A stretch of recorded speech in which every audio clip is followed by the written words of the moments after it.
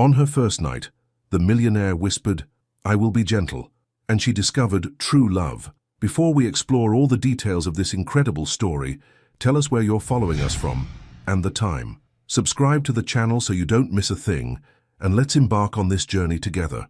She knew she didn't belong there, but somehow she couldn't leave. The crystal chandeliers cast warm light across the grand ballroom of the Meridian Hotel, their glow reflecting off champagne glasses and designer gowns. Livia Johnson stood near the dessert table, her fingers nervously adjusting the simple black dress she'd borrowed from her roommate. At 25, she possessed a quiet beauty that she'd never learned to see. Smooth, dark skin with golden undertones, natural hair styled in elegant twists that framed her heart-shaped face, and deep brown eyes that held stories she'd never shared. "Just blend in," she whispered to herself, watching the charity gala's attendees network with practiced ease. Her boss, Mrs. Henderson, had insisted she attend as the marketing coordinator for Henderson and Associates, but Livia felt like an intruder in this world of wealth and influence. She picked up a small chocolate tart, more for something to do with her hands than from hunger. The conversations around her flowed in languages of business deals and vacation homes, territories as foreign to her as distant planets. Growing up in a modest two-bedroom apartment in Cleveland with her single mother, events like this had existed only in movies. "You look lost." The voice came from behind her, smooth and confident. Livia turned to find herself looking up, way up, at a man who seemed to command the room's attention without trying. Adrian Walker stood 6'3" with an athletic build that his perfectly tailored navy suit only emphasized. His dark hair was styled with casual precision, and his steel blue eyes held an intensity that made her breath catch. Everything about him radiated power, from his confident posture to the expensive watch glinting on his wrist. "I'm not lost," Livia replied softly, immediately regretting how defensive she sounded. "Just observing." A slight smile curved his lips. "Adrian Walker." He extended his hand, and when she took it, his was warm and surprisingly gentle. "Livia Johnson." Her voice barely rose above a whisper. "You work with Henderson and Associates, don't you? I saw you checking the seating arrangements earlier." She nodded, surprised he'd noticed. "Marketing coordinator. I'm here representing the firm." Adrian studied her face with an expression she couldn't quite read. There was no judgment in his gaze, no condescension, just curiosity. "This is your first charity gala."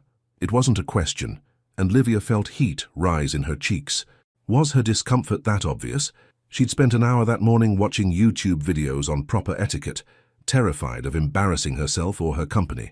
"That transparent, huh?" She managed a small laugh. "Not transparent, just authentic. It's refreshing." His eyes swept the room. "Most people here are performing. You're just being yourself." Before Livia could respond, a woman in an emerald gown approached with the kind of confidence that came from generational wealth. "Adrian, there you are. The Morgans are asking about the foundation merger." "Excuse me," Adrian said to Livia, but his eyes lingered on hers for a moment longer than necessary. As he walked away, Livia watched his commanding presence part conversations like a ship through water. Adrian Walker, she'd heard the name before. Real estate empire, multiple hotels, the kind of success that made headlines. What could someone like him possibly find interesting about her? The evening progressed in a blur of speeches and auction announcements. Livia found herself stealing glances across the room, catching Adrian in animated discussions with other attendees. Each time their eyes met, he offered that same subtle smile as if they shared a secret. Near the evening's end, as guests began filtering out, Livia gathered her small purse and headed toward the exit. The November air would be cold, and she'd need to call a rideshare for the 30-minute journey back to her apartment. Leaving already? She turned to find Adrian approaching, his suit jacket now casually unbuttoned. Up close, she could see the faint lines around his eyes that suggested he smiled often, despite his serious reputation. "It's getting late, and I have work tomorrow," she said. "May I walk you to your car?" I don't drive. I'm calling for a ride." Something shifted in his expression, not pity but understanding. "It's cold out there, let me give you a ride home." Livia's first instinct was to refuse. She'd heard the stories about Adrian Walker. Brilliant, ruthless in business, and emotionally unavailable.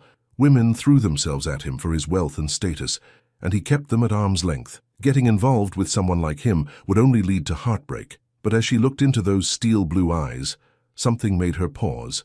Maybe it was the way he'd spoken to her earlier, really spoken to her. not just polite conversation. Or maybe it was how he'd noticed her authenticity in a room full of pretense. "I don't know if that's a good idea," she said honestly. Adrian stepped closer, and she caught the faint scent of his cologne, something expensive and understated. The noise of the departing crowd faded around them as he leaned down slightly, his voice dropping to barely above a whisper. "Don't be afraid. I'll be gentle." The words sent an unexpected warmth through her chest. There was something in his tone, not just kindness, but a promise. And in that moment, Livia realized she was standing at the edge of something that could change everything. Sometimes the most dangerous decisions are the ones that feel safest in the moment. The valet brought around a sleek, black Tesla Model S, its pristine surface reflecting the hotel's elegant facade. Adrian opened the passenger door with practiced courtesy, and Livia hesitated for just a moment before sliding into the leather seat. The interior smelled of luxury, clean leather, and that subtle cologne she'd noticed earlier. "Where to?" Adrian asked as he settled behind the wheel, his long fingers adjusting the rearview mirror. "Riverside Gardens Apartments on Maple Street," Livia said quietly, then quickly added, "It's about 20 minutes north." She expected some reaction. Riverside Gardens wasn't exactly prestigious, but Adrian simply nodded and pulled into traffic. The city lights streamed past the windows as they drove through downtown, the silence between them comfortable rather than awkward. "Tell me about yourself, Livia Johnson," Adrian said, glancing at her as they stopped at a red light. "What do you do when you're not attending charity galas?" She tucked a loose curl behind her ear, a nervous habit from childhood. "Nothing too exciting. I coordinate marketing campaigns for small businesses mostly. Coffee shops, local boutiques, family restaurants. I help them find their voice, I guess." "You help them tell their stories." Something like that. She was surprised by how he phrased it, like what she did actually mattered. "What about you?" "Besides owning half the city's hotels." A soft laugh escaped him. "Only a quarter, actually." When she smiled, he continued more seriously. "I build spaces where people create memories, wedding receptions, anniversary dinners, business deals that change lives. I like to think I'm in the memory business." Livia studied his profile as he drove. There was something unexpected about Adrian Walker, a thoughtfulness that contradicted the cold businessman reputation she'd heard about. The way he talked about his work, like it meant something beyond profit margins. "Do you have family?" she asked, then immediately regretted the personal question. "Sorry, I don't mean to pry." "It's fine. My parents live in Martha's Vineyard now, retired early, spend their time sailing and arguing about dinner reservations." His smile faded slightly. "What about you?" "Just my mom and me. She works double shifts at Cleveland General Hospital. She's a nurse. Has been for 20 years. Livia's voice carried quiet pride. "She's the strongest person I know." "Is that where you're from, Cleveland?" "Born and raised. Moved here 8 months ago for the job with Henderson & Associates. It's my first real marketing position." She paused, wondering why she was sharing so much. "Biggest risk I ever took, honestly." Adrian turned onto Maple Street, the neighborhood shifting from downtown high-rises to modest apartment complexes with small gardens and neat sidewalks. It was a far cry from the luxury of the hotel district, but it was clean and safe, the best Livia could afford on her starting salary. "Risk implies potential for reward," he said thoughtfully. "What's the reward you're hoping for?"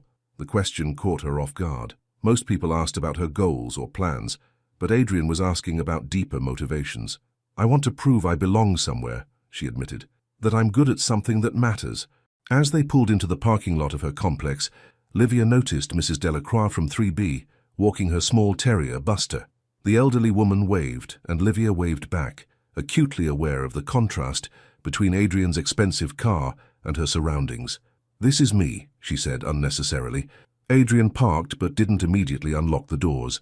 Instead, he turned to face her fully, his steel blue eyes serious in the dim parking lot lighting. "Livia, can I ask you something?" She nodded, though her heart rate quickened. "At the gala tonight when I walked up to you, you looked like you were ready to disappear. Why?" The question hung in the air between them. Livia could give him a safe answer, something polite and dismissive. Instead, she found herself being honest again, a dangerous habit around this man. "Because I don't know how to be in spaces like that. I don't know the rules, the right things to say, the right way to act. I spent my whole life being told I wasn't enough, not pretty enough, not smart enough, not special enough. Tonight, surrounded by all those perfect people?" She trailed off, embarrassed by her vulnerability. "And yet, You were the most genuine person in that room. You don't have to say that. I'm not in the habit of saying things I don't mean. His voice was gentle but firm. Livia, those people you admired tonight, half of them are miserable. They're playing characters they think they're supposed to be. You were just you. She looked down at her hands, overwhelmed by the intensity in his voice. Why did you ask me about the ride home? Adrian was quiet for a long moment.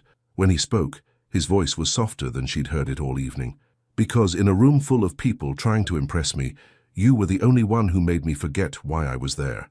The admission sent a flutter through her chest. This was Adrian Walker, successful, powerful, sought after by countless women. Yet he was sitting in her apartment complex parking lot, talking to her like she mattered. I should go, she said, though she made no move toward the door. Should. He repeated the word thoughtfully. What do you want to do? The question was simple, but it felt loaded with possibility. Livia looked at him, really looked at him, and saw something in his expression that made her breath catch. Not the controlled confidence he'd worn at the gala, but something more vulnerable, something real. I want, she started, then stopped. What did she want? I want to know what happens next. Adrian's smile was different this time, slower, more genuine. So do I. As Livia finally stepped out of the car, she heard him call her name softly. She turned back to find him leaning slightly toward the passenger window. Livia, this isn't over. Standing in the cool November air, watching his taillights disappear around the corner, she realized that everything she thought she knew about her quiet, predictable life had just changed. And for the first time in years, she wasn't afraid of what came next. He said it wasn't over, but she never expected it to begin so soon. 3 days had passed since the gala, and Livia found herself checking her phone more often than she cared to admit. Tuesday morning brought the familiar routine of her small office at Henderson & Associates, reviewing social media analytics for Moonbeam Cafe's latest campaign and drafting copy for Grandmama Rosie's Soul Kitchen's new menu launch. Earth to Livia, called Tessa Whitmore from the desk across from her. At 28, Tessa was the firm's graphic designer and Livia's closest work friend, a petite redhead with an infectious laugh and an uncanny ability to read people's moods. You've been staring at that same report for 10 minutes, just thinking about the Henderson campaign strategy, Livia lied, minimizing her email tab where she'd been unconsciously hoping to see Adrian's name. Uh-huh. And does this strategy involve a certain tall, dark and handsome millionaire from Saturday night? Livia's head snapped up. How did you... Honey, Mrs. Henderson told the entire office about you leaving with Adrian Walker. You're practically office legend now. Tessa grinned wickedly. So spill, what's he like? Is he as intimidating as the tabloids make him seem? Before Livia could respond, her phone buzzed. Her heart did a small flip when she saw the unknown number, but the message made her stomach drop. Ms. Johnson, this is Camille Sinclair, Mr. Walker's assistant. Mr. Walker would like to invite you to lunch today at 1 p.m. at Bellacourt Restaurant. Please confirm your availability. C.S. What's wrong? Tessa asked, noticing Livia's expression. You look like you've seen a ghost. His assistant just texted me. For lunch. Livia showed Tessa the message. Tessa's eyes widened. Adrian Walker has an assistant arrange his lunch dates. That's very formal. That's what I was thinking. Maybe this was a mistake. Maybe Saturday night didn't mean what I thought it meant. Livia's insecurities, never far from the surface, began to resurface. Maybe he just feels obligated because he gave me a ride home. Or, Tessa said gently, maybe he's nervous too, and this is how successful businessmen ask women out. Text back yes, before you overthink yourself out of something good. Livia stared at the message for another moment, then typed, Thank you for the invitation, I'll be there. Livia Johnson. The response came almost immediately. Wonderful. Mr. Walker is looking forward to seeing you again. C.S. Bellacourt Restaurant occupied the top floor of the Meridian Tower, offering panoramic views of the city skyline through floor-to-ceiling windows. Livia arrived 10 minutes early, wearing her best work dress, a navy blue wrap dress that her mother had bought her for graduation. She felt underdressed the moment she stepped off the elevator. The hostess, an elegant woman with silver hair, greeted her warmly. Ms. Johnson? Right this way. Mr. Walker is waiting. Adrian rose from a corner table as she approached, and Livia's breath caught. In daylight he was even more striking, the sharp lines of his face softened by a genuine smile, his charcoal grey suit perfectly tailored to his tall frame. Livia. He moved to pull out her chair, a gesture so natural it seemed automatic. Thank you for coming. Thank you for inviting me. This place is... She looked around at the sophisticated decor and city views. Incredible. I thought you might like it. The chef here, Marcel Dubois, creates what he calls emotional cuisine, food that tells stories. Adrian settled across from her, his steel blue eyes warm with what looked like nervous energy. I thought that might appeal to someone in the storytelling business. She smiled, touched that he'd remembered their conversation about helping businesses find their voice. You have a good memory. When something matters to me, I remember everything. The weight of his words settled between them as a server appeared with menus and water glasses. Livia tried to focus on the elegant descriptions of each dish, but her awareness kept drifting to Adrian. The way he listened intently when she spoke, how his fingers drummed silently on the table when he was thinking. "Can I ask you something?" she said, as they waited for their appetizers. "Anything. Why did you have your assistant text me? It felt very... official." Adrian's expression grew thoughtful. "Honest answer? Because I wasn't sure you'd say yes if I asked directly. And because..." He paused, seeming to choose his words carefully. "Because I haven't asked someone to lunch in a long time. Someone I actually wanted to get to know, I mean. I was nervous." "You were nervous?" The idea seemed impossible. "You run a business empire. Business is easy. It follows rules, has clear objectives. This..." He gestured between them. "This is uncharted territory for me." Their appetizers arrived, delicate butternut squash soup for her, seared scallops for him, but neither moved to eat immediately. "Adrian, can I ask why you're single?" The question slipped out before she could stop herself. "I mean, you must have opportunities." He was quiet for so long she worried she'd overstepped. Finally he spoke. "Because most people see what I have, not who I am. And honestly, until recently, I preferred it that way. Cleaner, less complicated." "What changed recently?" His eyes met hers across the table. "I met someone who looked at me like I was just a person, not a portfolio or a business opportunity, just Adrian." Livia felt heat rise in her cheeks. "I still think you might be giving me too much credit, and I think you're not giving yourself enough." He leaned forward slightly. "Livia, Saturday night, when you talked about wanting to prove you belong somewhere, I understood that more than you know. How could you possibly understand that? You're successful, established. I'm successful because I learned to be what people expected. The ruthless businessman, the cold negotiator. But sometimes I wonder if I've become so good at being what others need that I've forgotten who I actually am." The vulnerability in his voice surprised her. This wasn't the confident Adrian Walker from the business pages. This was someone questioning himself, searching for something real. "So who are you, Adrian Walker, when you're not being what others need?"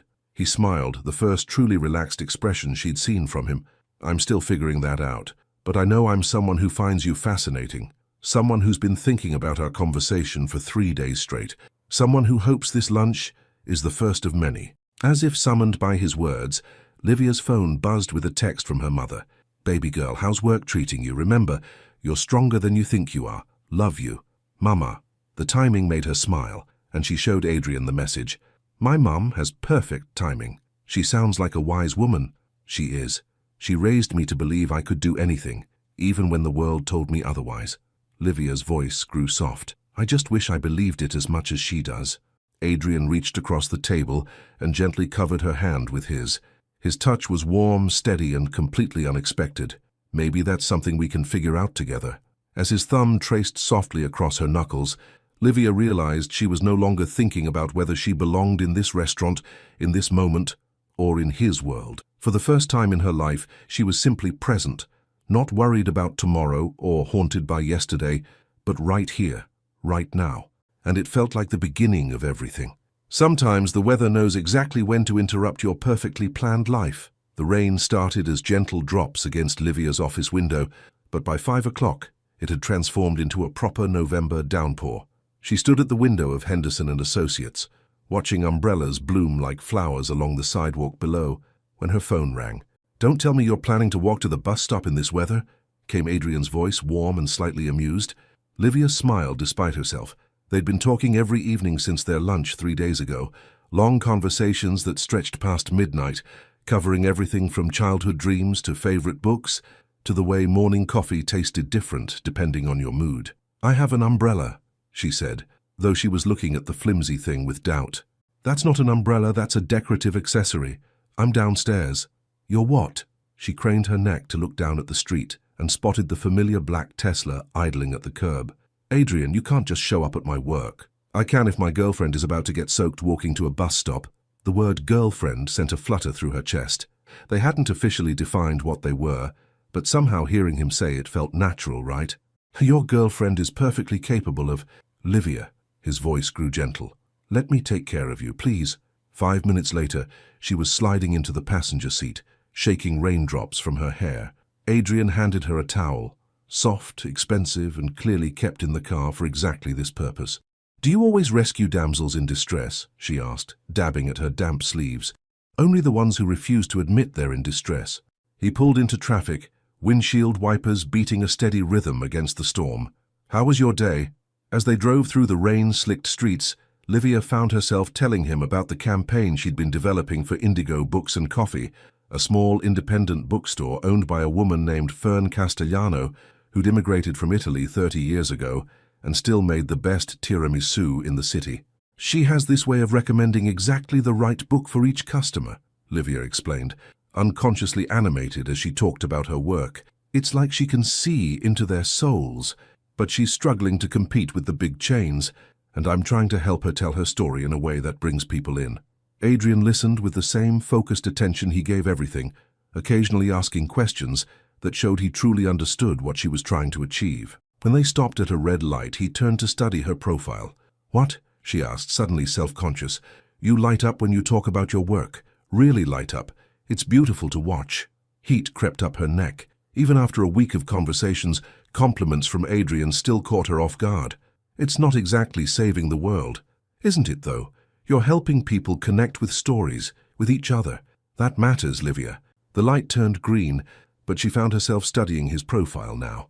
The strong line of his jaw, the way his hands moved confidently on the steering wheel, the small scar near his left temple that she'd never noticed before. "What happened here?" she asked gently, reaching out to trace the barely visible mark. His hand came up to cover hers, holding it against his face for a moment. "Fell off my bike when I was 8, racing my cousin Donovan down my grandfather's driveway." "Did you win?" "Of course. Even bleeding I had to win." His smile was rueful. "Some things never change." "Is that why you're successful? Because you always have to win?" The question seemed to surprise him. They were nearing her apartment complex, but instead of turning into the parking lot, Adrian pulled into the small park across the street. Through the rain-streaked windows, they could see the playground equipment glistening wet and empty. "Maybe," he said thoughtfully. "Or maybe I learned to win because losing hurt too much." "What did you lose?" Adrian was quiet for so long she wondered if she'd pushed too far. Finally, he spoke. "My father's approval. His respect. He built everything from nothing, came from a family that had nothing, worked construction to put himself through business school, built his first hotel with loans he could barely afford. He wanted me to understand that value, to earn what I had. But you did earn it. You expanded the business, built an empire. Did I? Or did I just take what he built and make it bigger?" Adrian's voice carried a weight she'd never heard before. "Sometimes I wonder if I'm just a very expensive caretaker of someone else's dream." Livia turned in her seat to face him fully. In the dim light of the car, with rain creating patterns on the windows around them, he looked younger, more vulnerable. "Adrian, what do you want? Not what your father wanted, not what's expected of you. What do you want?" He looked at her then, and something in his expression made her breath catch. "Until recently, I thought I knew. Success, respect, control. But now—" He reached over and touched her cheek, his thumb tracing the line of her cheekbone. "Now, I think I want something I've never had before." "What's that?" "Peace, connection, someone who sees me, not just what I've accomplished." His voice dropped to almost a whisper. "Someone who makes me want to be better than I am." The rain drummed harder against the roof, creating a cocoon of intimacy around them. Livia felt her heart racing as Adrian leaned closer, his eyes searching hers. "Livia, I need you to know something." "What?" "I've never felt this way about anyone before. Never wanted to share my thoughts, my doubts, my fears. Never wanted to know everything about someone else's day, their dreams, their favorite way to drink their morning coffee. Cream, no sugar," she whispered, mesmerized by the intensity in his voice. "Cream, no sugar," he repeated, smiling. "See? I remember everything about you because everything about you matters to me." When he kissed her, it was soft and tentative at first, then deeper as she responded. Her hand found the back of his neck, fingers threading through his dark hair, and she tasted rain and promises on his lips. When they finally broke apart, both were breathing unsteadily. Adrian rested his forehead against hers, his eyes still closed. "This is dangerous," he murmured. "Why?" "Because I'm falling for you, Livia Johnson. Hard and fast and completely out of control. And that terrifies me." Outside, the rain continued its relentless rhythm, but inside the car, wrapped in each other's warmth, Livia felt like she was exactly where she belonged. "Then we'll be terrified together," she whispered back. And as Adrian's arms tightened around her, she realized that some of the best things in life happened when you stopped trying to control everything and simply let yourself fall. She never expected to find love in a kitchen that wasn't hers. Sunday morning, sunlight streamed through the floor-to-ceiling windows of Adrian's penthouse, casting golden patterns across the hardwood floors. Livia stood at the kitchen island, wearing one of his Oxford shirts over her jeans, trying to figure out his state-of-the-art espresso machine. After 3 failed attempts, she'd given up and was making coffee the old-fashioned way with a French press she'd found hidden behind gleaming appliances that looked like they'd never been used. "Need help?"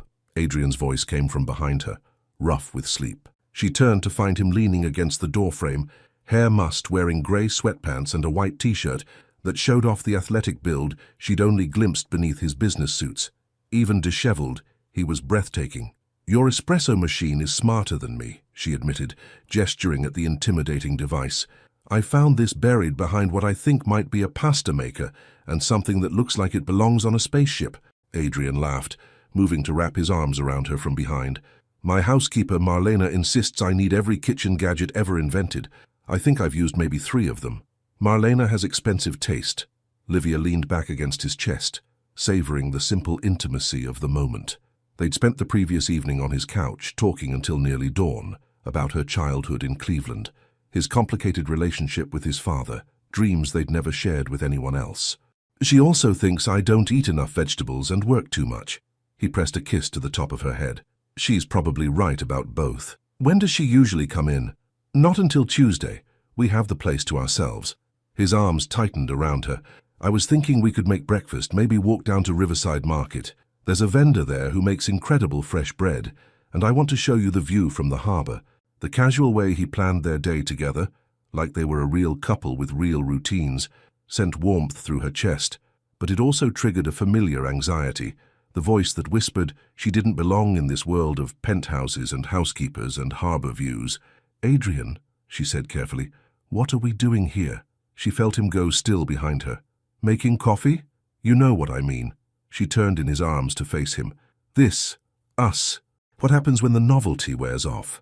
His steel blue eyes grew serious. "Is that what you think this is, a novelty? I think you're a successful, wealthy, powerful man who could have anyone, and I'm—" She gestured helplessly at herself. "I'm a marketing coordinator from Cleveland who uses coupons and shops at Target and gets nervous ordering wine because I don't know the difference between a Merlot and a Cabernet." Adrian cupped her face in his hands, his thumbs tracing her cheekbones. "You're brilliant. You're kind. You listen when I talk about things that matter to me, and you challenge me when I'm being an ass. You light up when you talk about helping people tell their stories, and you make me want to be the kind of man who deserves you." But for how long? The question hung between them, heavy with her insecurities and his uncertainty about the future. Before Adrian could answer, his phone rang from the living room, a sharp, insistent sound that broke the morning spell. "Leave it," Livia said softly. But the phone kept ringing, and Adrian's expression shifted to one she recognized, the businessman emerging from the gentleman she'd been getting to know. "I should check. It might be important." As he walked to the living room, Livia heard him answer with his professional voice. "Adrian Walker." She couldn't make out the other side of the conversation, but she could hear the change in his tone. Clipped, efficient, distant. The Adrian she'd been falling for disappeared, replaced by the CEO the world knew. "No, that's not acceptable. I don't care what Hutchinson thinks about the timeline. Yes, I understand the implications. I'll be there in an hour." When he returned to the kitchen, his jaw was tight with frustration. "Work?" she asked unnecessarily. "Crisis with the Boston project. The city council is threatening to pull our permits because of some environmental concerns that should have been addressed months ago." He ran a hand through his hair. "I have to go in. Sort this out before it becomes a bigger problem." "Of course." Livia forced a smile, but something cold settled in her stomach. I should probably head home anyway. I have some work to catch up on. Livia, he stepped toward her, then seemed to catch himself. She could see him calculating the cost of staying versus the cost of the crisis waiting for him.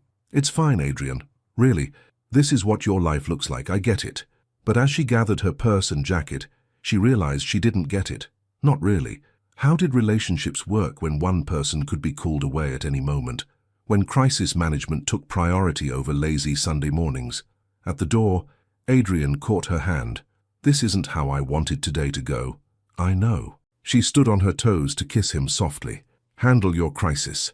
We'll figure out the rest later. As the elevator doors closed between them, Livia saw her reflection in the polished metal and barely recognized herself. Disheveled hair, oversized shirt, the glow of someone who'd been thoroughly kissed and completely confused.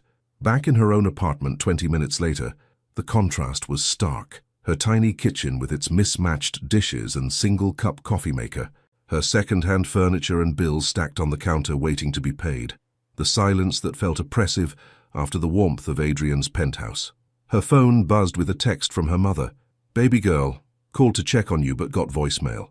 Hope you're having a good weekend. Remember what I always told you. You belong wherever your heart is happy. Love you. Mama." Livia stared at the message, her mother's words echoing in her mind. You belong wherever your heart is happy. But what happened when your heart was happy in a world that might not want you to stay? She was still thinking about that question when her phone rang. Adrian's name appeared on the screen. "Hey," she answered. "I hate this." His voice was raw with frustration. "I hate that I had to leave. I hate that you looked hurt even though you tried to hide it. And I hate that I don't know how to balance this, wanting you and needing to be responsible for everything else." "Adrian, no. Let me finish. I've spent my entire adult life putting business first because it was safe, predictable. People depend on me, employees, investors, partners. But Livia, for the first time in my life, I want something more than success. I want mornings like this morning. I want to learn how you take your coffee and what makes you laugh and how to be the man you deserve." Tears pricked at her eyes. "But what happens when those two things conflict? When being with me interferes with being responsible for everyone else? Then we figure it out. Together." His voice grew determined. "Because losing you isn't an option I'm willing to consider." As she hung up the phone, Livia realized that falling in love wasn't just about finding someone who made your heart happy. It was about learning to trust that happiness enough to fight for it. And maybe, just maybe, it was worth the risk. Sometimes love means letting someone see the parts of your life you've kept hidden. Thursday afternoon found Livia standing outside Indigo Books and Coffee, clutching a folder of revised marketing materials and trying to calm her nerves. Through the large windows, she could see Fern Castellano arranging a display of Italian poetry books, her silver-streaked hair caught in the warm light filtering through the cafe's vintage lampshades. The bell chimed softly as Livia entered, breathing in the familiar scent of coffee beans and old paper that made this place feel like sanctuary. "Livia, cara mia." Fern looked up with the warm smile that had made her a neighborhood institution. At 62, she moved with the graceful energy of someone who'd found her calling. "You look different today, glowing. You have that look of a woman in love." Heat crept up Livia's neck. Is it that obvious? To someone who's been matching people with the right books for 30 years, yes, it is obvious. Fern gestured toward their usual corner table. "Come, tell me about this man who makes you glow like a candle." As they settled with cups of Fern's legendary espresso, Livia found herself sharing more than she'd intended. About Adrian, about the penthouse morning, about her fears that she was falling for someone whose world she might never truly fit into. "Ah," Fern said knowingly, "you think love is about matching like colors in a painting, but sometimes the most beautiful art comes from contrast, light and shadow, rough and smooth." Before Livia could respond, the bell chimed again, and she looked up to see Adrian walking through the door. Her heart did its familiar flutter at the sight of him, impeccably dressed in a navy suit, scanning the cafe until his eyes found hers. "I hope I'm not interrupting," he said as he approached their table. "Your colleague Tessa said I might find you here. Adrian, this is Fern Castellano, the owner. Fern, this is Adrian Walker." Fern's eyes sparkled with interest as she stood to shake his hand. "Ah, so this is the man who makes our Livia glow." "Fern," Livia warned, embarrassed, but Adrian smiled. Not his polished business smile, but something genuine and warm. She makes me glow too, Mrs. Castellano, though I'm probably not supposed to admit that. Please sit, Fern insisted, already moving toward the counter. I make you both my special tiramisu, and you, she pointed at Adrian, you tell me what your intentions are with this beautiful girl. As Fern bustled away, Adrian settled beside Livia, close enough that she could catch his familiar cologne. I like her, he said quietly. She's wonderful. She has this gift for seeing people, really seeing them. Livia watched Fern preparing their dessert with practiced care. This place is struggling, though. The big chains are making it harder for small businesses like this to survive. Is that why you're so passionate about helping her? Partly, but also because places like this matter. They're where community happens, where stories are shared. She looked around at the mismatched furniture and walls lined with books in multiple languages. Fern came here with nothing 30 years ago. This cafe is her dream made real. Adrian followed her gaze, and she saw him taking in details: the worn but comfortable chairs, the bulletin board covered with local announcements, the corner where a group of elderly men played chess every afternoon. It's beautiful, he said, and she could tell he meant it. Fern returned with 3 plates of tiramisu and settled across from them with a satisfied expression. So, Adrian Walker, Livia tells me you are a very successful businessman. I try to be. Success means different things to different people, Fern said wisely. For me, success is Mr. Benedetto, finding the perfect book to help him through his wife's illness. Is little Keisha discovering she loves poetry? Is watching 2 people fall in love over coffee and arguments about Italian literature? Adrian listened with the same focused attention Livia had come to love about him. You're right. I think I've been measuring success by the wrong metrics. And what would be the right metrics? Fern asked. Adrian looked at Livia, his steel blue eyes soft. Whether the people I care about are happy, whether I'm building something that matters, not just something that makes money. As they talked, Livia watched Adrian transform. The businessman facade melted away as he asked Fern about her journey from Italy, listened to her stories about the neighborhood's changes, even helped her move a heavy box of new releases without being asked. He is good man, Fern whispered to Livia when Adrian stepped outside to take a brief phone call. But more important, he looks at you like you are a precious gift. Do not let fear make you throw away such blessing. When Adrian returned, his expression was apologetic. I'm sorry, but I need to cut this short. There's been a development with the Boston situation. Livia felt the familiar pang of disappointment, but before she could respond, Fern stood up. I'll take these, she said, wrapping up the remaining tiramisu. But Adrian, you come back, bring Livia for dinner Sunday night. I make my nonna's ragu, and you tell me more about these hotels you build. I'd be honored, Adrian said, and Livia could tell he genuinely meant it. Outside the cafe, Adrian pulled Livia close, his hands framing her face. Thank you for letting me into your world. Fern is incredible.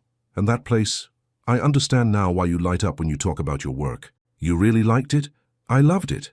I loved seeing you there, seeing how much you care. He kissed her softly. I love watching you be yourself. As his car arrived, Adrian hesitated. Livia, there's something I need to tell you. The Boston crisis. It might require me to travel next week, I don't know for how long. The words hit her like cold water. Oh, I'm trying to handle it remotely, but if the investors insist on face-to-face meetings, of course, I understand. She forced a smile. Business comes first. No, his voice was firm. You come first. I'm learning that the hard way, but you come first. This trip, if I have to go, come with me. Adrian, I can't just drop everything and... Why not? Take a few days off. Let me show you Boston. Let me prove that my world doesn't have to mean leaving yours behind. Standing on the sidewalk outside Fern's cafe, watching the man she was falling in love with wait for her answer, Livia realized this was a crossroads moment. She could stay safe, keep her distance, protect herself from the possibility of getting hurt, or she could take the leap and trust that love was worth the risk. Okay, she said quietly. Okay, if you have to go to Boston, I'll come with you.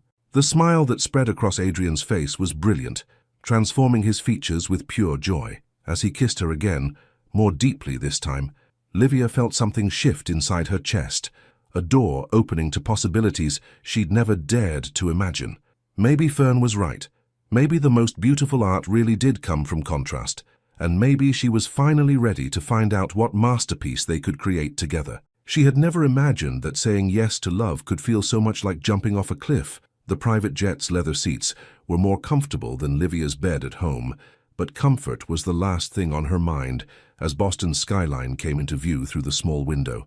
Her hands fidgeted with the hem of her navy dress, the nicest thing she owned, purchased specifically for this trip with money she probably shouldn't have spent. "You're nervous," Adrian observed from the seat across from her. Even at 30,000 feet, he looked perfectly composed in his charcoal suit, reviewing documents on his tablet with the same focused intensity he brought to everything. "Terrified is more accurate," she admitted. "I've never been on a private plane. I've never been to a business meeting where millions of dollars are at stake. I've never been anywhere as someone's—" She struggled with the word. "Girlfriend," he supplied gently, setting aside his tablet. "Partner, the woman I'm falling in love with." Her heart did its familiar flutter, but anxiety still churned in her stomach. "What if I say the wrong thing? What if your business associates think you've lost your mind bringing some nobody from—" "Stop!" Adrian unbuckled his seatbelt and moved to sit beside her, taking her hands in his. "First, you're not a nobody. You're brilliant and creative, and you see possibilities where others see problems. Second, these people's opinions don't matter to me anymore. Yours does. But this deal matters to you. Yes, it does, but not more than you do." His steel blue eyes were serious. "Livia, I need you to understand something. 6 months ago, this crisis would have consumed me. I would have worked 18-hour days, sacrificed everything else to make sure every detail was perfect. But now I look at problems differently. I ask different questions. Not just how do I win, but what kind of success do I actually want? And a lot of that shift is because of you." The plane began its descent, and Livia felt her ears pop along with her confidence. Through the window, she could see Boston Harbor, the historic buildings mixing with modern skyscrapers in a way that reminded her of the contrasts in her own life lately. Their hotel, Adrian's hotel, she corrected herself, was a masterpiece of understated luxury. The Meridian Boston occupied a converted historical building in Back Bay, its lobby combining original brick walls with contemporary art and furniture that managed to feel both elegant and welcoming. "Mr. Walker, welcome back," greeted the manager, a polished woman in her 40s named Cordelia Ashworth. Her smile was professional but warm, and she treated Livia with the same respectful attention she gave Adrian. "Your suite is ready, and the conference room has been prepared for your 4 o'clock meeting." As they rode the elevator to the top floor, Livia watched Adrian transform again, not into the cold businessman she'd feared, but into someone who commanded respect through competence rather than intimidation. Staff members greeted him by name, and he knew details about their families, their career goals, their recent achievements. "How do you remember all that?" she asked once they were alone in the suite. "Because they matter. This business, these hotels, they're not just investments. They're people's livelihoods, their dreams." He moved to the window, looking out over the city. "My father taught me that buildings are just brick and steel until people make them home." The suite was stunning. Floor-to-ceiling windows, a separate living area with a view of the Charles River, and decor that felt more like a sophisticated apartment than a hotel room. But Livia found herself drawn to a framed photograph on the side table, a much younger Adrian with an older man who shared his strong jaw and determined eyes. "Your father?" she asked. "That was taken when we opened our first hotel together. I was 26, convinced I knew everything." His expression grew thoughtful. "He died 2 years later, heart attack in his office at 7 in the morning, still trying to solve problems. I'm sorry. He never saw what the company became, never got to enjoy any of it." Adrian's voice carried a weight of old regret. "Sometimes I wonder if all this success is just me trying to prove something to a man who's not here to see it." Before Livia could respond, Adrian's phone buzzed. He glanced at it and sighed. "The investors want to move the meeting up to 3 o'clock. Are you sure you want to sit in on this? It's going to be tedious." "I want to see you in action," she said honestly. "I want to understand this part of your life." An hour later, Livia found herself in a conference room that screamed serious money, mahogany table, leather chairs, and a view of Boston Common that probably cost more per year than her entire salary. The investors were exactly what she'd expected. 3 men in expensive suits who radiated the kind of confidence that came from never having to check their bank balance before making a purchase. "Adrian," said the eldest, a silver-haired man named Thurston Blackwell, "we appreciate you coming personally, but these environmental concerns are becoming a PR nightmare. The protesters, the media attention, it's affecting our timeline and our budget." Livia watched Adrian as he listened, noting how he leaned back in his chair, fingers steepled, steel blue eyes calculating. When he spoke, His voice was measured, authoritative. Thurston, with respect, I think we're looking at this wrong. The environmental concerns aren't obstacles, they're opportunities. What if instead of fighting the criticism, we embrace it? Make this the most sustainable luxury hotel in Boston's history. That will cost millions more, protested another investor, a heavy-set man named Fletcher Morrison. Short term, yes. Long term, it positions us ahead of industry trends and attracts the kind of clientele willing to pay premium prices for environmentally conscious luxury. Adrian pulled out his tablet, swiping to a presentation. Look at these demographic studies. Millennial and Gen Z travelers, who represent the future of our industry, prioritize sustainability. They'll pay 20% more for accommodations that align with their values. As the meeting progressed, Livia found herself mesmerized by Adrian's transformation. This wasn't the gentle man who'd helped Fern move books, or the vulnerable one who'd shared his fears about living up to his father's legacy. This was a strategist, a visionary, someone who could see 3 moves ahead of everyone else in the room. But what struck her most was how he wove his personal values into his business arguments.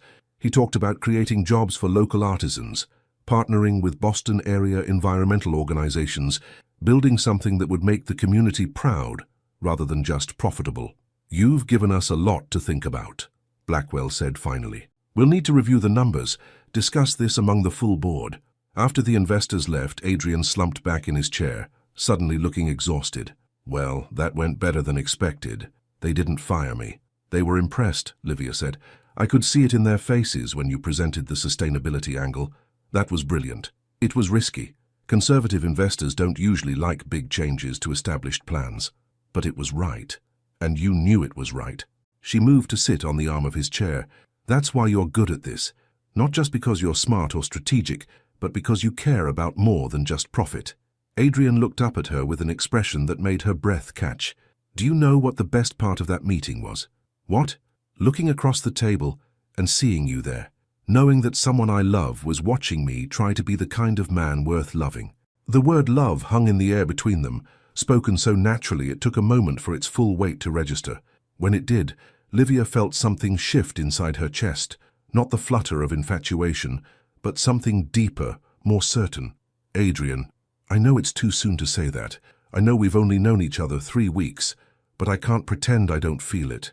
Looking down at him, this powerful man who'd just commanded a room full of millionaires but was now vulnerable and uncertain, Livia realized that love wasn't about timing or logic or being ready.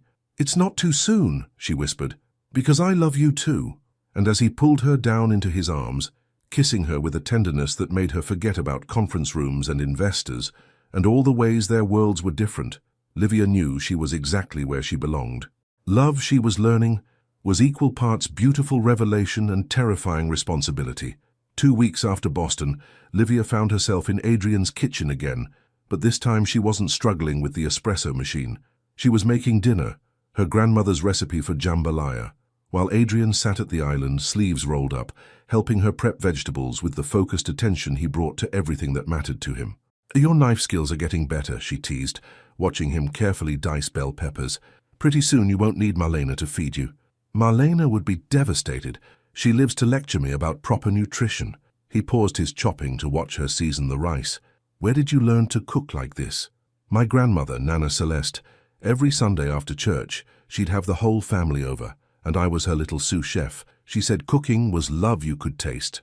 The easy domesticity of the moment, chopping vegetables, sharing stories, the scent of garlic and onions filling the air, felt more intimate than any fancy restaurant dinner. But underneath Livia's contentment ran an undercurrent of uncertainty that had been building since their return from Boston. Since the night they'd said, I love you, everything had intensified. Adrian called her every morning, sent flowers to her office for no reason, had quietly arranged for a car service to pick her up from work so she wouldn't have to take the bus. The gestures were thoughtful, generous, and somehow made her feel more displaced in her own life. Livia, Adrian's voice pulled her from her thoughts. You've been stirring that for 5 minutes. What's going on in that beautiful head of yours? She set down the wooden spoon, suddenly unable to meet his eyes. Adrian, what are we doing? Making dinner. You know what I mean. She turned to face him, leaning against the counter for support. This, us, all of this is happening so fast, and I feel like I'm losing myself somewhere in the middle of it. Adrian set down his knife, his expression growing serious. What do you mean, losing yourself? I mean, the car service, the flowers, the way your world keeps expanding around mine until I can't see where I end and it begins. She gestured around the pristine kitchen. I love being here with you, but I also love my little apartment and my bus rides and my life that fits in my budget. I don't want to lose that person just because I fell in love with you. I never asked you to lose that person. No, you didn't ask, but it's happening anyway. Her voice grew small. Sometimes I feel like I'm becoming someone I don't recognize, someone who expects car services and expensive dinners, and I don't know if I like who I'm turning into. Adrian was quiet for a long moment, his steel blue eyes studying her face. When he spoke, his voice was careful, measured. Are you having second thoughts about us? No. Yes. I don't know. Frustration leaked into her voice. I love you, Adrian. I love you so much it scares me. But I also need to be able to love myself, and lately I feel like I'm disappearing. The pain that flickered across his features made her chest tight. I never meant for you to feel that way. I wanted to take care of you, to make your life easier. I know, and I appreciate everything you do, truly. But easier isn't always better. She moved closer to him, placing her hands on his chest. I need to know that you fell in love with Livia from Cleveland, who takes the bus and shops with coupons, and gets excited about helping small businesses tell their stories. Not some polished version of me that fits better in your world. You think I want to change you. I think you want to love me, and sometimes love makes us want to fix things that aren't broken. Adrian covered her hands with his thumb tracing circles on her knuckles, a gesture that had become familiar and precious. Livia, you want to know what I fell in love with? Your laugh when you got frustrated with my espresso machine, the way you light up talking about Fern's Cafe. How you insisted on paying for your own coffee the first 3 times we went out together because you didn't want to owe me anything. Then why does it feel like you're trying to upgrade my life? Because, he struggled with the words, because I've never been in love before, and I don't know how to love someone without trying to solve their problems. It's what I do, Livia. I see obstacles and I remove them. I see needs and I fill them. But maybe what I see as solutions, you see as invasions? The vulnerability in his admission broke something open in her chest. Oh, Adrian, I don't want to lose you, he said quietly, but I also don't want to love you wrong. Before she could respond, her phone rang from the living room. They both ignored it, but it rang again, then a third time. You should get that, Adrian said. Might be important. Livia reluctantly left the kitchen, finding her phone on the coffee table. Her mother's name flashed on the screen, and something in her stomach dropped. Her mother never called multiple times unless something was wrong. Mama? Baby girl. Her mother's voice sounded strained, tired. I didn't want to worry you, but I'm in the hospital. Livia's world tilted. What happened? Are you okay? Just some chest pains. They're running tests. Probably nothing serious, but they want to keep me overnight for observation. Her mother's voice carried the forced brightness she used when she was scared, but trying not to show it. I'm fine, honey. Really. I'm coming home. Livia, no. You have your job, your life there. I'm probably going to be discharged tomorrow. Mama, I'm coming home. Her voice was firm, final. I'll be there tonight. As she hung up, she turned to find Adrian standing in the doorway, concern written across his features. Everything okay? My mum's in the hospital in Cleveland. Chest pains. She says it's nothing, but Livia was already moving toward her purse, her mind racing through flight times and logistics. I'll call the pilot. We can be in the air in an hour. Adrian, no, this is expensive, and she's probably fine. Livia? His voice was gentle but firm. This is your mother. This is what the plane is for. She stopped moving, looking at him across the living room. Here was her answer to the question she'd been struggling with. Not Adrian trying to upgrade her life or solve problems that didn't need solving, but Adrian understanding what mattered most and making it possible. Thank you, she whispered. Always, he said simply. Always. For anything that matters to you. As they quickly packed and headed for the airport, Livia realized that love wasn't just about finding someone who wanted to take care of you. It was about finding someone who knew the difference between taking care of you and taking over your life. And maybe, just maybe, they were learning that difference together. Sometimes you have to go back to where you started to understand how far you've come. Cleveland General Hospital looked exactly as Livia remembered, tired but determined, like everything else in her hometown. The fluorescent lights cast their familiar harsh glow over worn linoleum floors, and the scent of disinfectant, mixed with cafeteria coffee, created an atmosphere that was both sterile and oddly comforting in its familiarity. Adrian walked beside her through the corridors, and Livia was acutely aware of how out of place his expensive suit looked among the practical scrubs and worried families. But when she glanced at him, his focus was entirely on her, not judging his surroundings, just present for whatever she needed. "Room 314, she murmured, checking the signs overhead. Her heart hammered against her ribs with each step. They found her mother sitting up in bed, looking smaller than Livia remembered but unmistakably herself. Natural hair pulled back in a colorful head wrap, reading glasses perched on her nose as she reviewed what looked like patient charts. "Mama." Livia's voice came out as barely a whisper. Denise Johnson looked up and her face transformed with relief and joy. "Baby girl, you came." Her eyes shifted to Adrian, taking him in with the assessing gaze that had intimidated Livia's dates since high school. "And you brought someone." "Mama, this is Adrian Walker." "Adrian, my mother, Denise Johnson." Adrian stepped forward with genuine warmth. "Mrs. Johnson, it's an honor to meet you. Livia talks about you constantly." "Does she now?" Denise's smile was cautious but not unkind. "Well, Mr. Walker, thank you for getting my stubborn daughter here so quickly, though I told her she didn't need to come rushing across the country for a little chest tightness." "Mama, you were in the emergency room." "Indigestion and anxiety," Denise said dismissively, though Livia noticed the monitoring wires still attached to her chest. "Dr. Patel wants to keep me one more night for observation, but I'll be discharged tomorrow." "What did the test show?" Adrian asked, and Livia was touched by the genuine concern in his voice. "Everything's normal. Heart strong, blood works fine. Just been working too many doubles, not sleeping enough, eating too much takeout from the vending machine." Denise studied Adrian with shrewd eyes. "You look like a man who understands work consuming your life." "I'm learning not to let it," Adrian said quietly, glancing at Livia. A nurse appeared in the doorway, a young woman with intricate braids and a kind smile. "Mrs. Johnson, time for your evening meds." "Oh, hello," she said, noticing the visitors. "I'm Zara, your mum's nurse tonight. This is my daughter Livia and her friend," Denise said, the pause deliberate. "Boyfriend," Livia corrected gently. "Adrian is my boyfriend." The word felt both natural and momentous in this setting, in front of her mother, in the place where she'd grown up believing she wasn't enough for grand gestures or fairy tale endings. After Zara left with promises to check back in an hour, an awkward silence settled over the room. Denise looked between Livia and Adrian with the expression she'd worn when trying to solve particularly complex scheduling problems at the hospital. "So, Adrian Walker," she said finally, "tell me about yourself. What do you do, and more importantly, what are your intentions with my daughter?" "Mama," Livia protested, but Adrian smiled. Not his polished business smile, but something more humble. "I run a hotel company that my father started, and my intentions—" He looked at Livia, then back at her mother.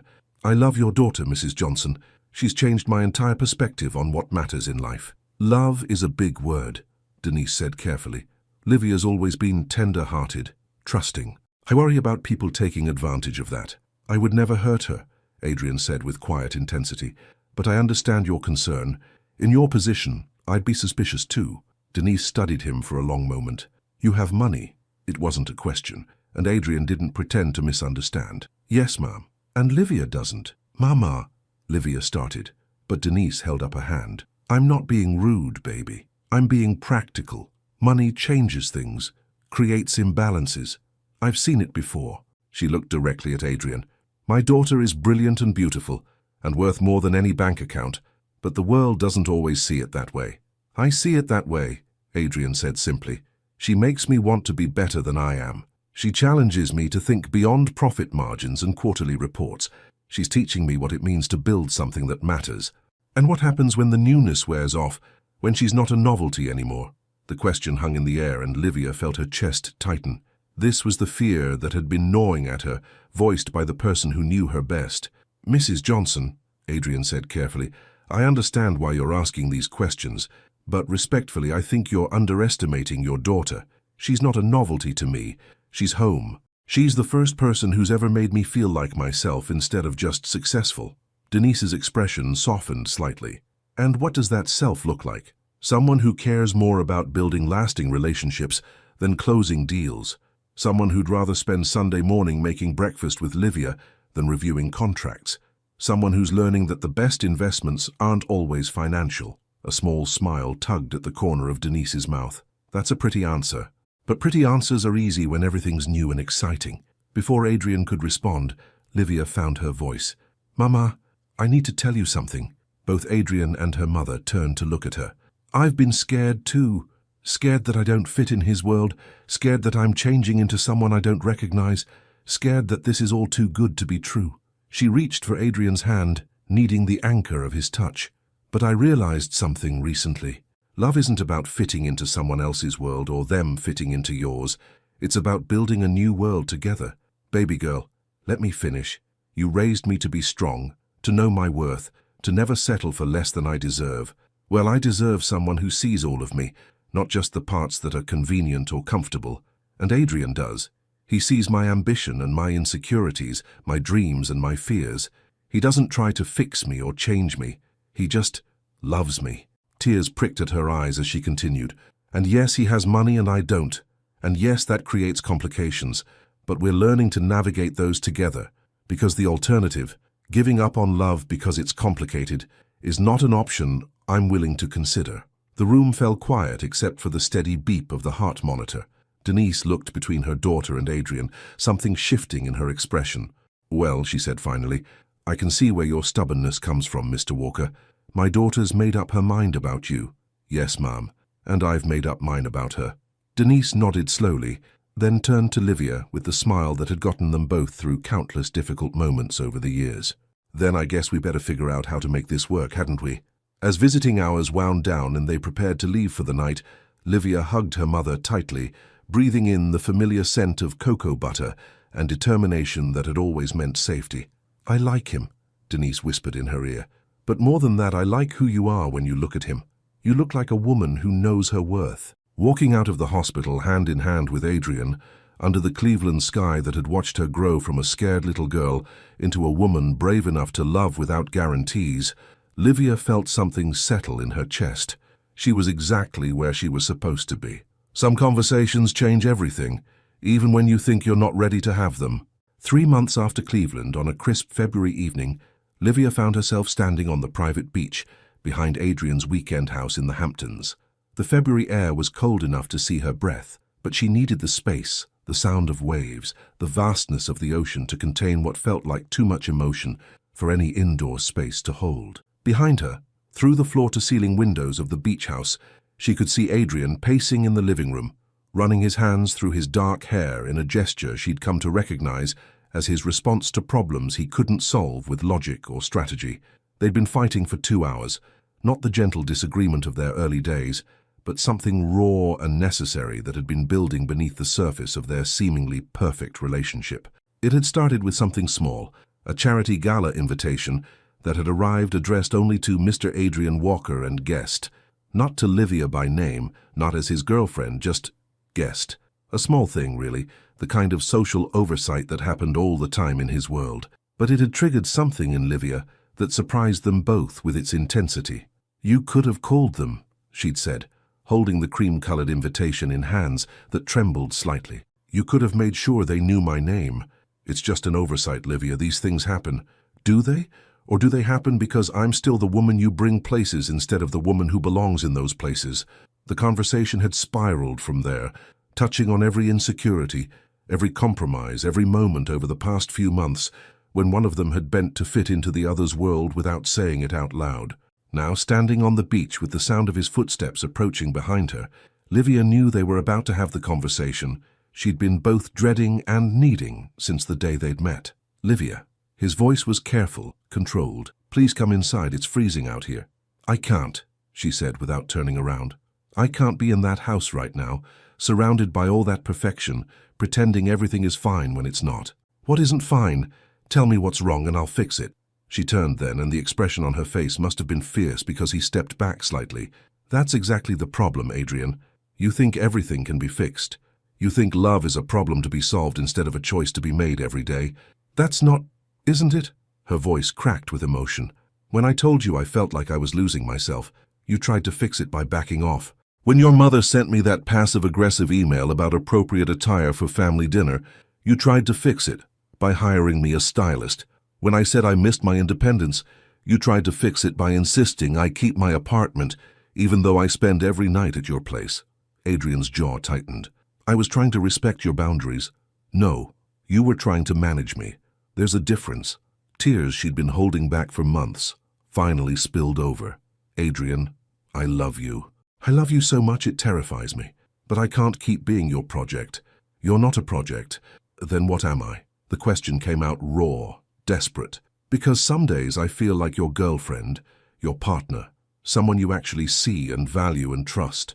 And other days I feel like a problem you're still trying to solve, a rough edge you're trying to smooth out so I'll fit better in your world.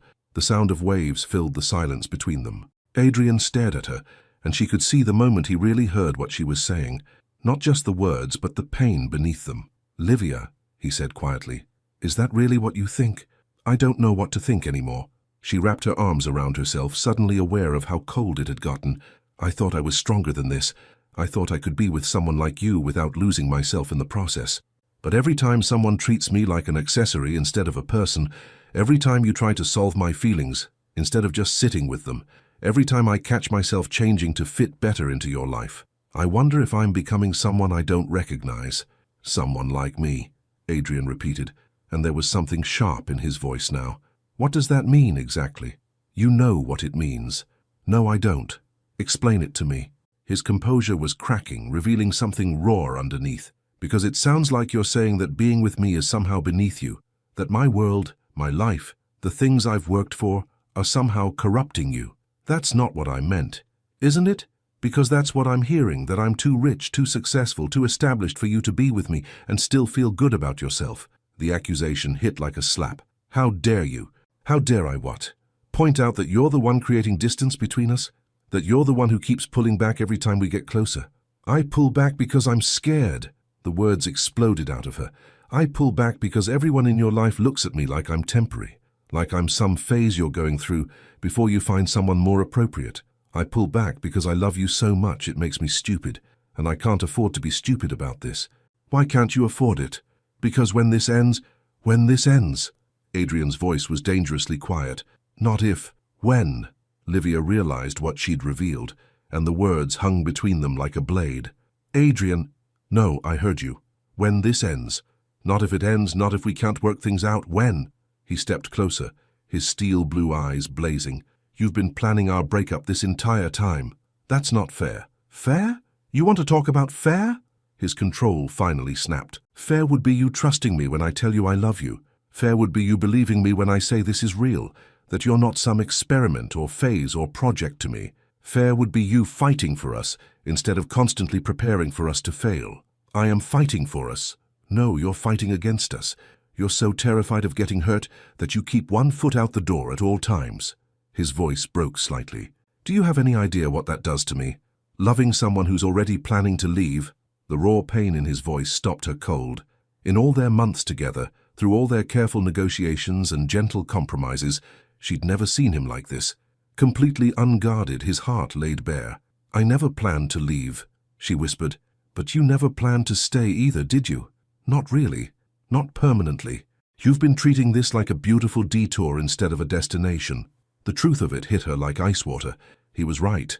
Somewhere deep down, she had been protecting herself by keeping their future conditional, theoretical, something that might happen rather than something she was actively building toward. I'm scared, she said again, but quieter now. Adrian, I'm so scared of not being enough for you. Not smart enough, not polished enough, not from the right background.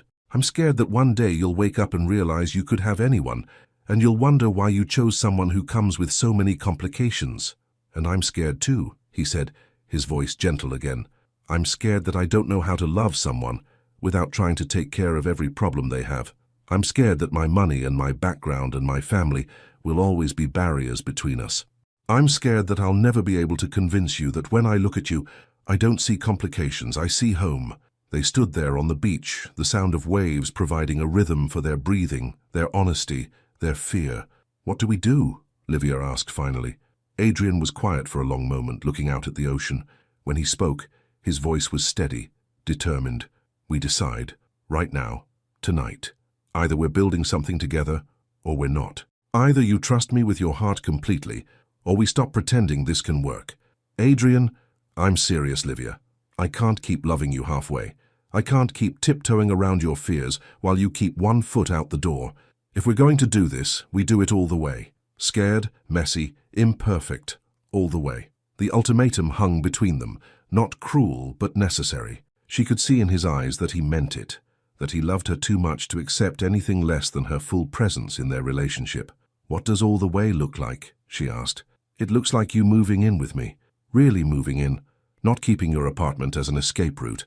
It looks like us making decisions together instead of you making them alone out of fear. It looks like you trusting that when I say I choose you, I mean it completely." "And what does it look like from your side?" "It looks like me learning to sit with your feelings instead of trying to fix them. It looks like me accepting that loving you means letting you be yourself, even when that makes things more complicated. It looks like both of us building something new instead of me trying to fit you into my existing life." Livia closed her eyes, feeling the weight of the choice before them. She could walk away now, preserve her independence, protect herself from the vulnerability of complete commitment. Or she could take the leap she'd been avoiding since the night they met, the leap into love without guarantees, without escape routes, without protection. When she opened her eyes, Adrian was watching her with an expression that was patient but resolute. "I choose all the way," she said quietly. "Scared and messy and imperfect, all the way." The smile that broke across his face was brilliant, transforming his features with relief and joy, and something that looked like coming home. "All the way," he agreed, pulling her into his arms. And as he kissed her there on the beach, with the sound of waves bearing witness to their commitment, Livia realized that the scariest conversations were often the ones that led to the most beautiful destinations. 1 year later, she still returned to the same place, but this time with a soft smile and a steady step. The morning light filtered through the floor-to-ceiling windows of their shared penthouse, casting golden patterns across the hardwood floors, where Livia's books mingled with Adrian's business journals, where her grandmother's quilted throw draped over his Italian leather sofa, where two lives had learned to become one without losing their individual shapes. Livia stood in their kitchen, truly theirs now, making coffee with the confidence of someone who had finally stopped asking permission to take up space. Her natural hair was longer now, falling in soft waves around her shoulders, and she wore one of Adrian's dress shirts over her favorite jeans, the casual intimacy of the gesture no longer feeling borrowed but earned. Through the window she could see the city waking up below, and somewhere in that urban landscape was the small office where her marketing consultancy had grown beyond her wildest dreams. 3 employees now, a client list that included both the family-owned bakery down the street and a sustainable fashion startup that had just secured national distribution. Success that felt authentically hers. "Good morning, beautiful." Adrian's voice came from behind her, rough with sleep and contentment. He wrapped his arms around her waist, pressing a kiss to the crown of her head in the gesture that had become their morning ritual. "Good morning, handsome." She leaned back against his chest, marveling at how natural it felt, how right. No more questioning whether she belonged in his embrace, in his life, in the space they'd built together. "Sleep well?" "Always do when you're here." It was a simple statement, but loaded with the weight of the year that had brought them to this moment. The year since that February night on the beach, when they'd chosen each other completely, without reservations or escape routes. Moving in together had been both easier and harder than either of them had expected. Easier because they'd already learned each other's rhythms, harder because combining lives meant more than sharing closet space. It meant navigating whose career took priority when conflicts arose, whose family traditions to honor during holidays, how to balance individual dreams with shared goals. But they'd figured it out, one conversation at a time, one compromise at a time, one choice at a time, to choose love over fear. "What's that smile about?" Adrian asked, noticing her expression as she poured coffee into 2 mugs, his black, hers with cream and a touch of honey. "Just thinking about how different this feels from a year ago." "Different how?" "Settled, like we're not still auditioning for each other." She turned in his arms, studying the face that had become home to her. "Do you remember what you said that night on the beach, about loving me halfway?" "I remember everything about that night. I was thinking, I don't think I understood what you meant until now, about what it means to love someone all the way." Adrian's steel blue eyes grew attentive. Even in casual moments like this, he gave her his full focus, a quality that had drawn her to him from the beginning and still made her feel cherished every day. "What does it mean to you now?" "It means trusting you with the parts of me I used to keep private. It means building our life together instead of trying to protect my life from you. It means—" She paused, searching for the right words. "It means I stopped waiting for you to decide I wasn't enough and started believing I was exactly what you wanted. You are exactly what I want. Always have been. I know that now. Really know it, not just hope it." They moved through their morning routine with the choreographed ease of people who had learned to share space without losing themselves. Adrian reading business news on his tablet, while she reviewed client proposals, both of them stealing glances and small touches as they prepared for their respective days. "Don't forget," he said as they gathered their things to leave, "dinner with your mother tonight. And don't you forget to actually eat lunch today instead of surviving on coffee and determination." "Yes, ma'am." His smile was the one reserved just for her, softer than his business smile, more genuine than his public persona. "Livia, I love our life. Even the parts that are messy and complicated and don't fit neatly into your perfectly organized world. Especially those parts." As they rode the elevator down together, Livia caught their reflection in the polished metal and barely recognized the woman looking back at her. Not because she'd changed dramatically, but because she looked like someone who knew her worth, someone who belonged wherever she chose to be. The day passed in the comfortable rhythm they'd established.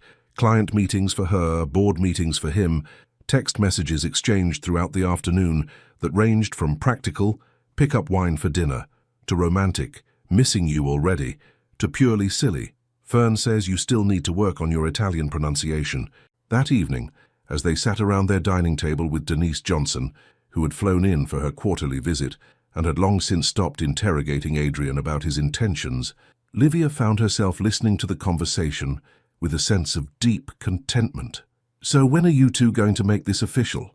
Denise asked with the directness that had never softened, even as her affection for Adrian had grown obvious.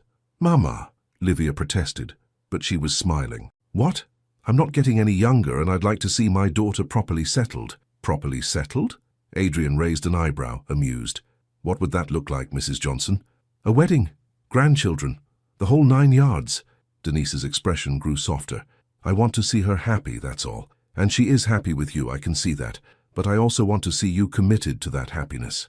Adrian reached across the table to take Livia's hand, his thumb tracing the familiar pattern across her knuckles. "Mrs. Johnson, I can promise you that I'm completely committed to your daughter's happiness. As for the timeline," he trailed off, and something in his expression made Livia's heart skip. Before she could ask what he was thinking, he was standing up, moving to the kitchen with the excuse of clearing plates. But instead of returning with dessert, he came back carrying a small velvet box. "Adrian," Livia breathed, her hand flying to her chest. "I had a whole speech planned," he said, settling beside her chair and taking her hands in his. "Something about how you changed my life, how you made me want to be better than I was, how loving you taught me what success really means." Tears pricked at her eyes. "Had? But looking at you right now in our home, with your mother here blessing whatever comes next, all I can think to say is that I love you, Livia Johnson. I love your stubbornness and your kindness and your laugh and your dreams and the way you make everything better just by being yourself. I love the life we've built together, and I want to keep building it for the rest of our lives." He opened the box to reveal a ring that was perfectly her, elegant but not ostentatious, a solitaire diamond surrounded by smaller stones that caught the light like promises. "Will you marry me?" Through her tears, she could see her mother dabbing at her eyes with a napkin, could hear the traffic from the street below, could smell the remnants of their dinner and the flowers Adrian had brought home just because it was Tuesday, and he'd thought she might like them. All the small ordinary moments that had built into something extraordinary. "Yes," she whispered, then louder, "Yes, of course yes," as he slipped the ring onto her finger, a perfect fit, because he'd learned her sizes and preferences and dreams with the same attention he gave to everything that mattered to him. Livia thought about the woman who had stood in a charity gala 18 months ago, convinced she didn't belong in fairy tale endings. That woman had been right, in a way. She hadn't belonged in a fairy tale. She had belonged in something better, a real love story with real people making real choices every day to build something lasting together. "I love you too, Adrian Walker," she said, as he pulled her to her feet and into his arms. "All the way, remember?" "All the way," he agreed and kissed her, as her mother applauded and the city lights twinkled beyond their windows, and their future stretched out before them like an unwritten book full of blank pages, waiting to be filled with whatever story they chose to tell together. Later, after her mother had returned to her hotel with promises to call every one of her friends to share the news, after they'd cleaned up dinner and called his parents and hers to share their joy, Livia and Adrian stood on their balcony, looking out over the city that had brought them together. "No second thoughts?" he asked softly. "Only one." His expression grew concerned. "What's that?" "I wish I could go back and tell that scared woman at the charity gala that everything was going to work out better than she ever dared to dream." Adrian's smile was soft, understanding. "What would you tell her?" "That the best things in life happen when you stop protecting yourself from them. That love isn't about being perfect for someone else. It's about being perfectly yourself and finding someone who treasures that person. That sometimes the scariest leap is the one that leads you exactly where you were always meant to be."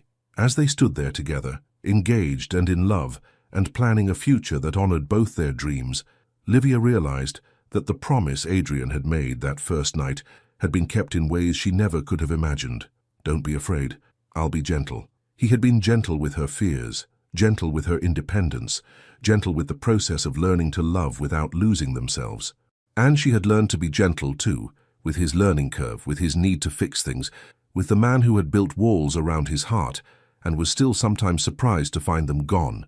Gentle but not fragile, strong but not solitary, independent but not isolated, together but not lost. Perfect. What did this story teach you about the difference between loving someone and losing yourself in love? Would you have made the same choice to trust completely, despite the risks? Your participation means a lot to the channel. Please share your thoughts in the comments. Thank you so much for watching until the end. If you enjoyed this story, don't forget to subscribe to the channel, leave a like, and comment your thoughts. Your participation is very important to us. See you next time.